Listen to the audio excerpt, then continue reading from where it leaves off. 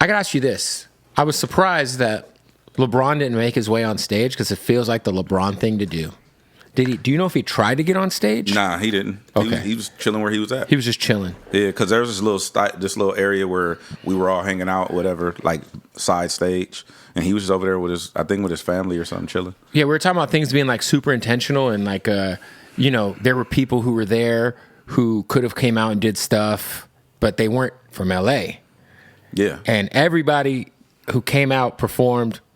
The only thing that wasn't LA that happened was E40 narrating the show. But you gotta have that. Yeah, but I mean that was purposeful, right? Like nobody who touched that stage wasn't from LA. I believe it was intentional. I never even asked about it. Right. I didn't approach it like, yeah, this is my shit. Yeah. They gave me, hey, this is what we need you to do. I just executed my job. I didn't question anybody. I didn't do anything. It's just like, because it's not about me. Right. And I think that a lot of people can attest to that. Even the way I was conducting the sessions, it was like, it's not about me, bro. It's not about you. It's about Dot and this, and we need to make this look dope collectively. Mm-hmm. So I didn't even approach it from like, oh, here's my input on this, or this is what I think. I just was worried about getting the task done. I didn't. Yeah, it's crazy too because like being there, like just from like a fan. I actually watched the show. I mean, obviously my son was there, but Letty was sitting next to me with Jorge, and it just felt like.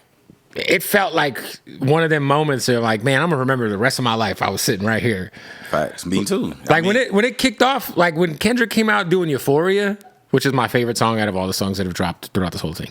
I lost my fucking mind, bro. But like you standing there, did you kind of feel the like gravity of like? Yes, you did. By the way, you should have gotten better position on that photo because you're getting cropped out on all here because you're right on the edge. Yeah, I'm not tripping about that. You know how I am. Someone made a T-shirt, and like you could see half of you on there. I'm not tripping. No, I know you're not. But so before I went on stage, because we had our cues, we worked out our cues, and E40 starts playing, and I'm just standing there on the side. I'm like, okay, all right. I'm trying to remember some of my monologue, right? So you can get some shit off. So I can get some shit off. Yeah. Because other than that, I would have just read the whole thing and did the whole teleprompter or whatever it was, but. I was trying to get my shit together. I was trying to remember certain things that I did want to make sure I said. Right. And then at that point, you just going off feeling. So I just went up there, and at first I stood behind the turntables, and I was just like, all right, let me just get right to it and not hold people up.